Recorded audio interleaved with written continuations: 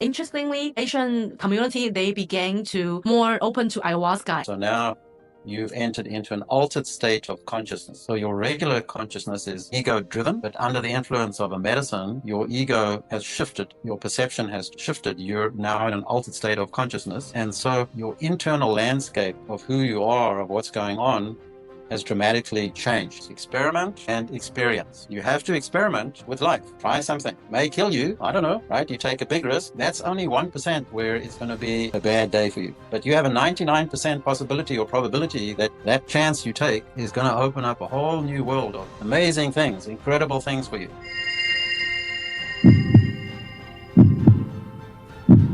Welcome to the Hard Part. The guest I have here today, Sel Sarkin. He's a magnificent inventor, healer, teacher, and plant medicine facilitator who has helped thousands of people around the globe. And he has definitely been a true mentor, teacher, and soul family to me ever since I met him. He has brought me into many deep transformative experience. And today I have this honor to invite him into my show. So Sel, how's it going?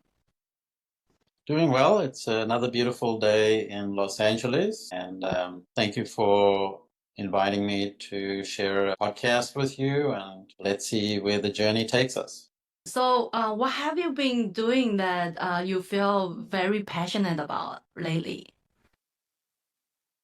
Well, there's a lot of things that involve the different areas of work that I do and being able to help people from all sorts of situations that they find themselves in. And so there's really, I kind of call it two categories. The one would be physical phenomenon where they're dealing with possibly a cancer or parasites or issues with their organs, their body.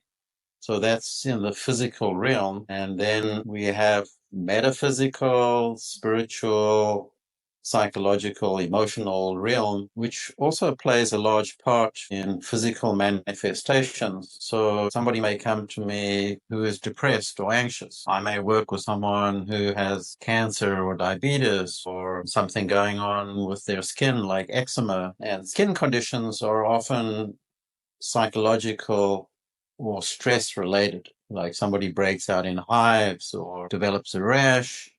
Quite often that has to do with psychological issues or stress. Working with someone who has cancer is a lot more involved in as far as what stage they're at, what have they been doing, have they been following so-called modern medicine with chemotherapy, or have they chosen a holistic path?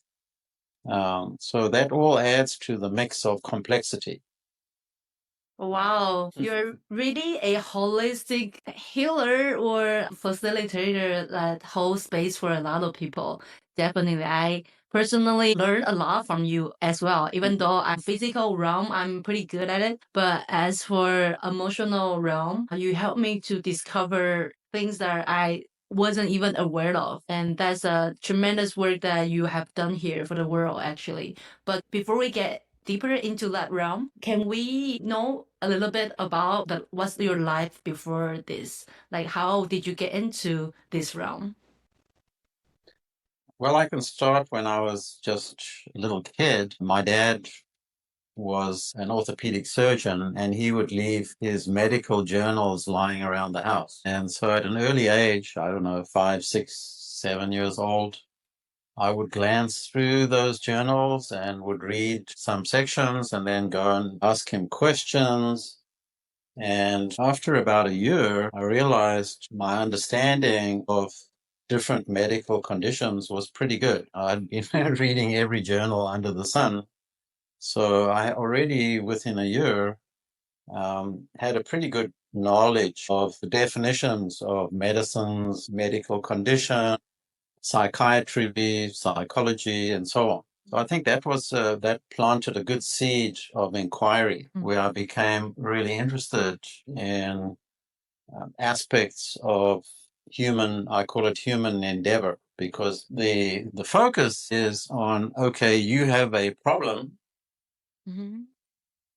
What do you need to do to resolve that? You have an issue. What do you have to do to get better? Now, the problem with science and modern medicine is what's called compartmentalization. So you have in modern medicine specialists, and a specialist messes everything up, right? So you have a skin doctor, a throat doctor, a heart doctor, yeah? And because they have such a narrow focus on what's going on with you, that system, I think, I could say fails miserably, but the results are interesting, meaning you have a heart problem and then the doc says, well, we need to do a heart transplant. And that may work for how long? Well, in some cases, it's been pretty good. But the heart doctor is not really addressing the bigger picture of why do you have that condition in the first place? What led to that? What's the background? Okay. So if he had a broad understanding and said, well, if you did this and you tried, for example, to detox, or you went to an environment that supported you and you could heal naturally and so on, right?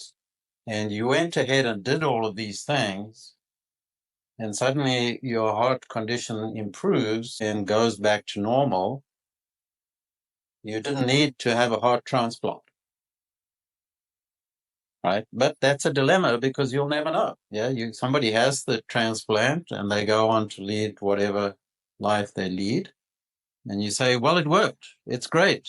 Fantastic. But that person you'll never know because they never went on the other side of the holistic approach and did a detox and a cleanse and went to a good environment and changed their living situation and improved their mental and emotional health, and they got better too. And you say, well, that was exactly what they needed to do, right? They didn't need a transplant. They went and healed themselves naturally.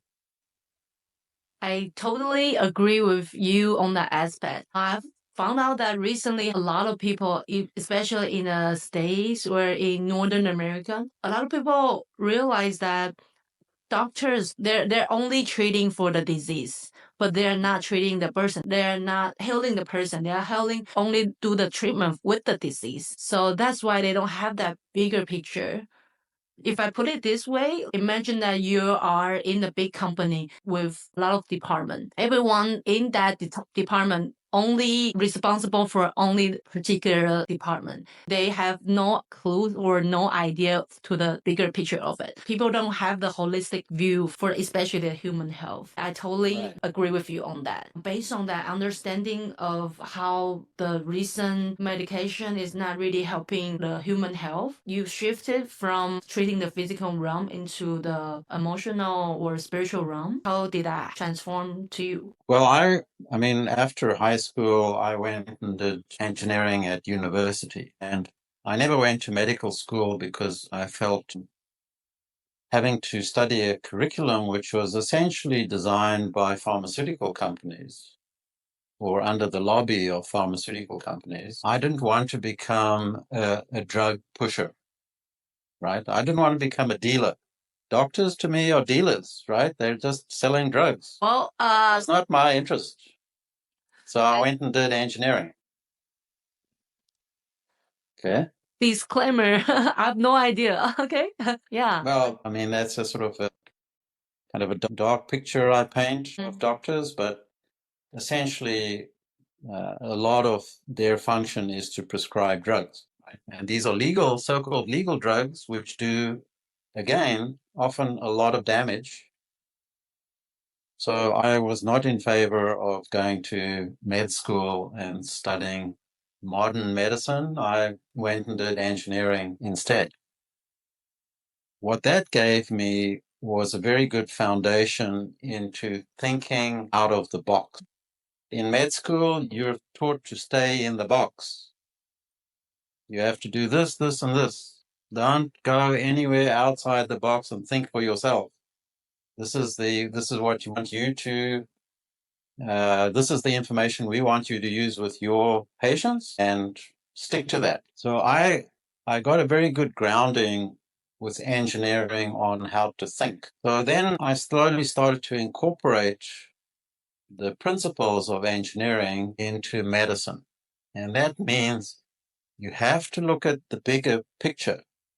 So if somebody comes to me with a condition, I will ask them probably more questions that have nothing to do with the condition, so that I can build a much better picture of why they have that condition in the first place. Would you mind elaborate a little bit more? Like, for instance, what kind of question and what kind of idea you would form behind that difference of question that you wanted to ask that individual? Well, a good example is somebody comes to me who's anxious. They say, I can't sleep at night. I'm not doing well. I wake up in the morning kind of feeling very desperate and I don't want to even go through the day. It's difficult and so on. So now I start asking questions like, what do you have for breakfast? Nothing to do with anxiety. Yeah. What's kind of food do you eat? Where do you work? What do you do?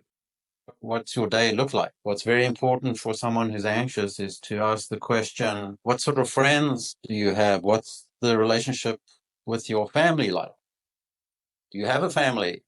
And so on. And so you keep on building the picture based on what information they give. And so they may say, I hate my job. I'm under a lot of stress and pressure, right? I'm always being criticized at work. So it doesn't take much to start to see why that person has become anxious, right? So it's actually very simple just by going through the steps why that person has that condition. Now, where it becomes interesting is one question. Are you willing to change what you do? Are you willing to quit your job, for example? And they say, no, I can't do that because I've got bills to pay and I've got to pay my rent and who's going to take care of that? Right? So now they're freaking out from both sides. They hate the job, very stressful, and they're afraid if they quit the job that they're going to be homeless or out on the streets. So now we have a difficult situation. It's really surprising for me to hear you by asking all these simple questions that this leads that person to share deep inside, like what exactly is going on with their life. Usually that person might not willing to share what's going on. Maybe deep inside they knew what's going on, but they didn't want it to admit it. But the way you open it and the way you try to understand the person, that's really approachable and really help people to open their hearts. You diagnose directly into their hearts, actually. Yeah. Through that question. So now this takes us to the next step, right? So we've been taught that you have to have things in place. You've got to have your job, your security. So the whole thing with society is you have to be functional to be secure. So that's it. Those two are words closely tied together. Society wants you to be functional to give you security. But this person is suffering because they're stressed, they're anxious, they're not enjoying their life. So now it means to go to the next step, that person has to take a risk. So this is one of the fundamentals of life, is to take a risk, meaning to go into the unknown. Now, to get better, that person actually has to either quit their job or change it, do something that's different. They have to go to their boss and say, I can't do this anymore. It's freaking me out. I'm too stressed. They have to do something that will change the way they're living. So society says, do not take any risks. Be safe, be secure. But the price you pay for that is now you're dying. You're anxious. You're not having a good time. So the person says, okay, for me to get better, I need to take a risk, meaning, let's say I'm going to quit my job. Now we come on to inner trust. Well, if I don't have a job, I have to find something else. Does that person trust themselves enough to make that happen? Maybe they'll go into the unknown and find a much better job, no stress, more money, something magical. But that's the chance you take. I think in that scenario, a lot of people, including me, I did have that situation. For instance, creating this podcast, start doing the new stuff. Every time we step out of the comfort zone to do anything big is stepping to the unknown. But for me, I feel like the reason why I wanted to do all this is because I know deep inside my heart that is the true joy that I'll have by having conversation with people who have wisdom to share in the world, and then to see that a lot of people are benefiting from our conversation. So it all comes down to whether that person is willing to listen to their heart, right? The reason why that person is suffering is basically not listen to what they really want inside of their heart. Then they've been ignoring that by using a lot of critical thinking, problem solving. But yeah, I wanted to echo to you on that as well. And I wanted to find out more about like how did you start getting into stepping into the unknown? Because I believe that for you as a engineer background guy, you definitely have a lot of logical mindset as well. When people are asking you to step into the unknown, how did you overcome that? How did you feel at the time? Going back to as a child, I was very curious and I would always ask these questions. How does that work? What's going on? I want to go and check it out. And even in my teenage years, I remember wanting to travel. And to me, travel is a great teacher. Once you leave your environment and go somewhere else, you're going to learn an incredible amount. Maybe you have to learn another language. But for sure, in traveling, you're going to meet people outside of your circle of religion, thinking, beliefs, who are going to tell you very different things to perhaps what you grew up with. They're going to show you things you could never have imagined. You're going to see things you can't believe. And so travel to me is the greatest way of going into the unknown. Now you have two possibilities with travel. You can do external travel. That means go out and look at the world. And you can do internal travel, which is really the way to find yourself much more than external travel, because external travel is going to actually help you find how to do the internal travel. It's a beautiful dance or combination there. So you put those two together, combine that with some curiosity, and you have an incredible mix. These are life's lessons, life's journey, and it's definitely out of the box. Yeah, beautiful sharing. I feel like in the modern world, mostly, even for me in the early stages, I feel like to do the external traveling is something that everyone is looking forward to, right? And everyone, the society values it, but there's not much thing about internal traveling into deep inside of your heart, your soul, and what do you really want to know thyself? So yeah, thank you for bringing that up. And I also wanted to echo on that to emphasize the importance of the internal travel to discover our soul. So leads me to this question about your journey into travel into your internal soul in terms of the medicine place. Since that you're doing a lot of medicine place to hold a space for people to travel inside of their world. How did you get into that? I really feel it's a transformative experience to share with the world and start holding the space for other people. I would love to hear your experience on that.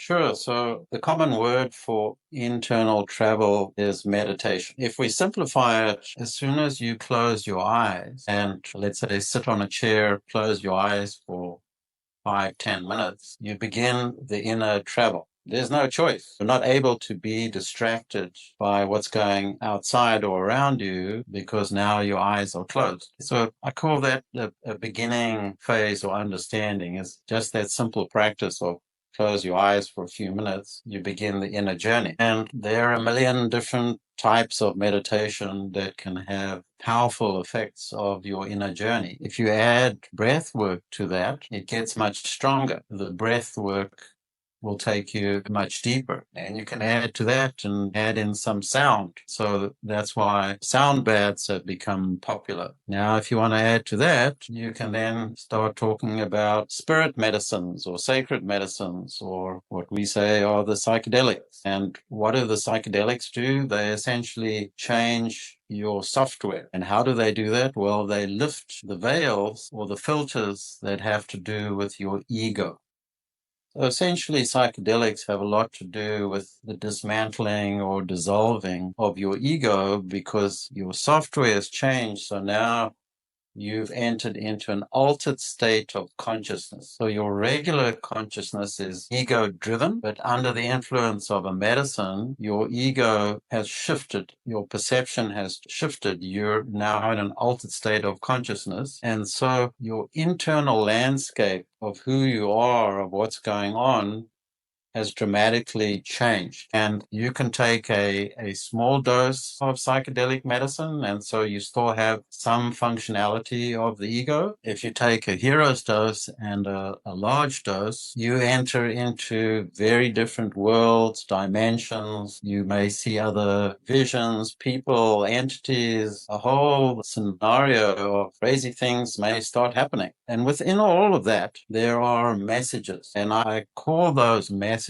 information for you to find out about yourself, to find out two things primarily. The one is your fears, for example, of death, your fears of loss, your fears of being amazing, of keeping small. And then the great part of the journey is finding the love that you have for yourself, and that can expand to the love that you have for others, people you know, and then it can expand even more to the universe, the love that you have for the world. So that's your choice. Thank you, Sel, for giving this holistic painting big picture of traveling into the inner journey. One point that you brought up inside of that inner journey, how plant medicine space is able to dissolve the ego that we used to hold on. And then I think that's a lot of people, we are trying to distinguish between our ego voice and our inner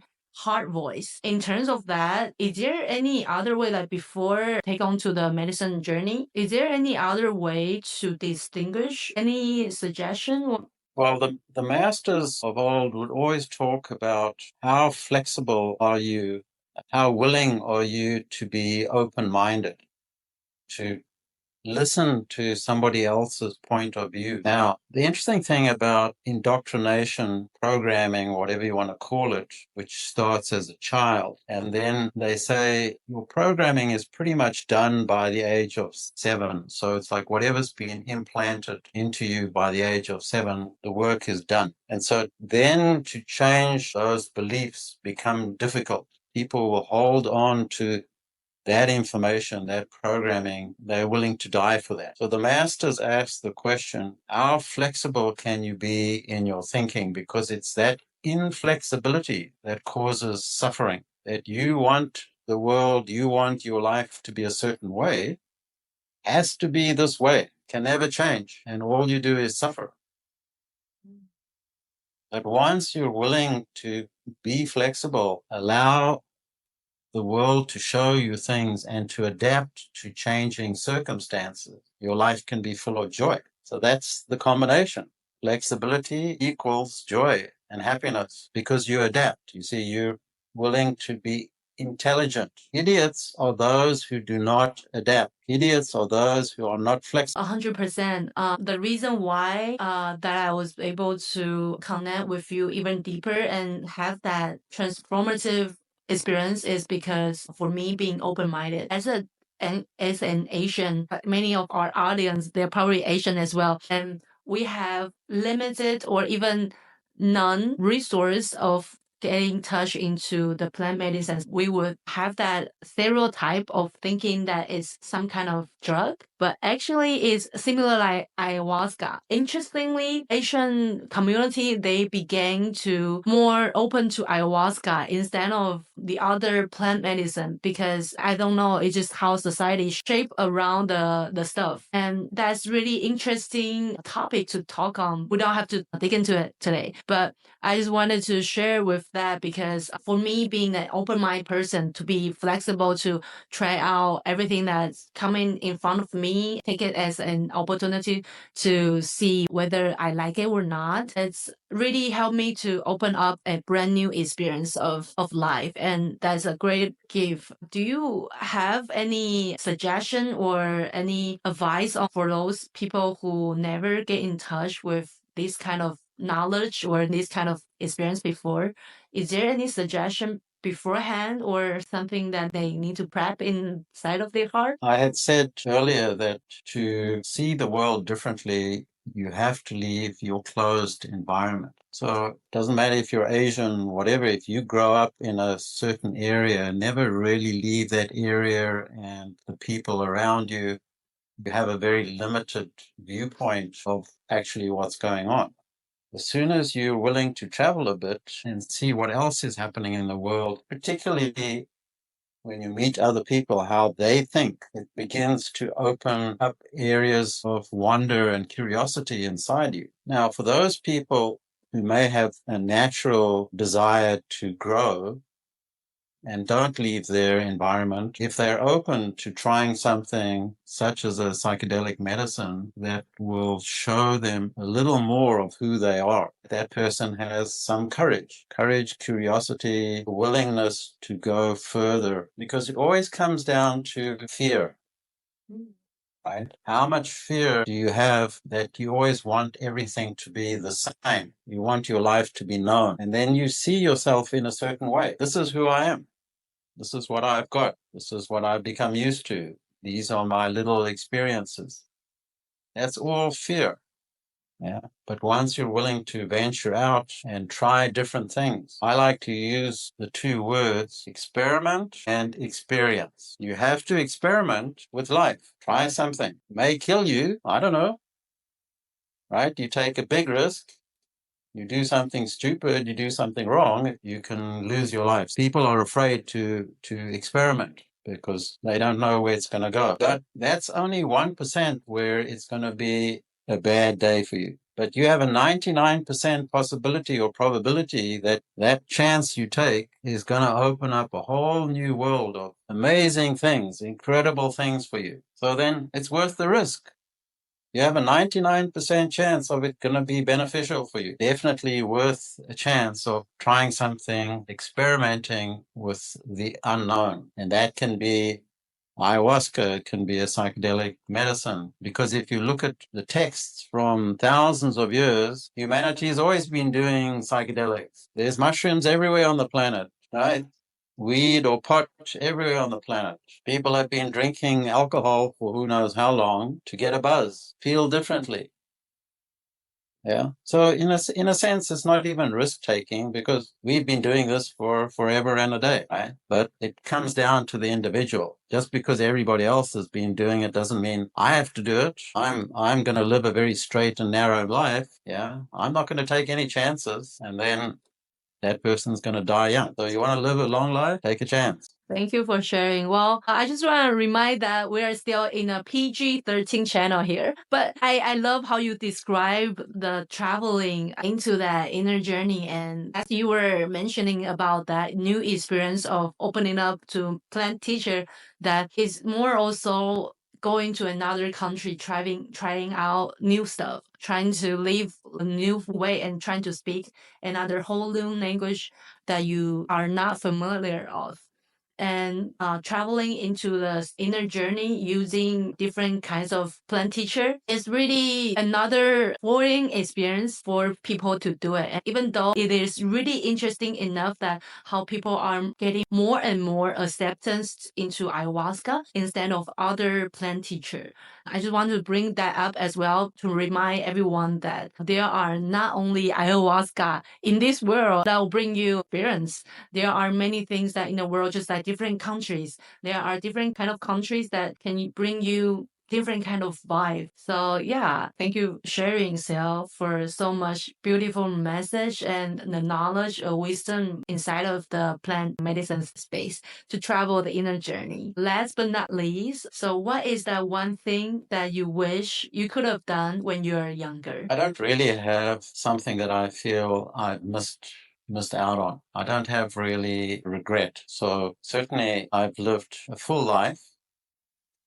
However, if we're going to talk about what I know today and what I didn't know back then, is all about love.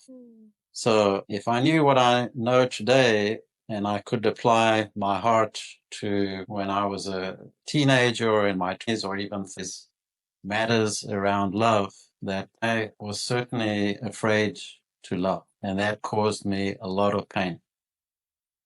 And if I was able to, I would have lived my life very differently. I deeply resonate to that. Totally. So that's why our show's name is The Heart Part. So from a rate 1 to 10, how much do you think like right now you're operating from your heart now? Well, every day is different. And some days I feel my heart is very open and I feel very loving and very expansive. And then some days it's shut down and closed off. And I tell people don't come anywhere near me, otherwise won't be a good what's the word, exchange. I'm upset, I'm this, I'm that. But so every day is different. I think that's the beauty of life, is to just observe and watch how we go through our emotional states. The key then is awareness, in being able to identify when I'm upset and to come out of it. And when we have awareness, we can come out of that more quickly. You don't want to be stuck in being upset or hurt for too long. You can be there for a while, but don't let it become a habit. That's very true. I always feel like the true master is not about being the high vibration or being expensive all the time. We embrace the up and downs and just let the life universe move through us, but don't hold on to any expression. We have, as I call, a lot of rhythm in everyday life. So last but not least, what is the one thing you can suggest anyone to create mind and heart coherence? The word that comes up right away is gratitude. And if you can bring that into your daily practice, first of all, the fact that you could get out of bed in the morning. There's many people who don't even have that luxury of getting out of bed. So if you can get out of bed, you can be grateful that you now have the whole day ahead of you with opportunity. And what is that opportunity? That's entirely up to you. Yeah. Opportunity to create anything we want. Yeah, you can create as much magic or as much misery or as much whatever it is you want to create. The day is wide open. Amazing. Beautiful share and a beautiful conversation that I have here with you today. So if any of our audience wanted to find you, even though you're right now in Los Angeles area, where can they find you? Or like, do you have email or website or anything that's open contacts for the audience? So on the internet, I'm part of a team of psychedelic integration coaches, and the name of that website is psychedeliaintegration.org. Okay. If somebody wants to email me, they can contact me at Sel, S-E-L, Sarkin, S-A-R-K-I-N, @gmail.com. Oh, awesome. Thank you. I'll put the information down below to my description as well. Wow, amazing. Thank you, Sel, for today's conversation. A wonderful, wonderful journey that you take us from outside of the travel into inner journey travel. Yeah. Wow, it's amazing. I love it. It's a rich world. Thank you so much. Thank you so much. Till All next right. time. Good seeing you. Bye. Namaste. Namaste.